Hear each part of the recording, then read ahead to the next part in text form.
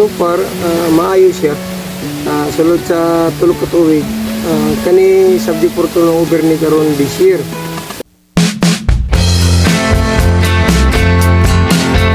Sir, malayo na hapon balik sir.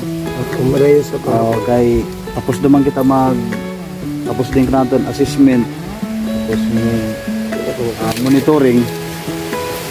So overall, muna niyang kan mo recommendation or conclusion ng kan mo observation ng naton area.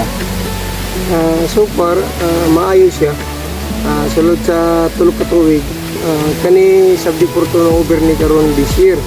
Na-establish niya sa from 2021. Yes, sir. Karon ang ikatulog ka tuig, subject for to ng over. So pasado siya. Kaya doon na yung mga tanom. Ang uban, doon na gani nag-fruit bearing sama na ng kakao. Doon na siya mga bunga. So ang kakao kung itanom nimo, wala rin tulog ka tuig, magbunga na siya. 18 months lang, siguro 1.5 year, magbunga na siya ang kakao. So makita nimo ang area develop sa usa nato ka beneficiary, maayo ang pagka-maintain. Sir, kini man ang katiwala ni Ma'am Garcia sa maong area.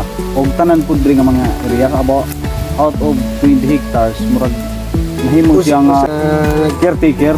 Sir, kung wadto ta dere siya man ang atong kauban. So unsay imong recommendation or kining habilin kang intoy para pod ang area kung unsa may kinahanglan pa nga unsay lacking na kinahanglan niya ipadayon.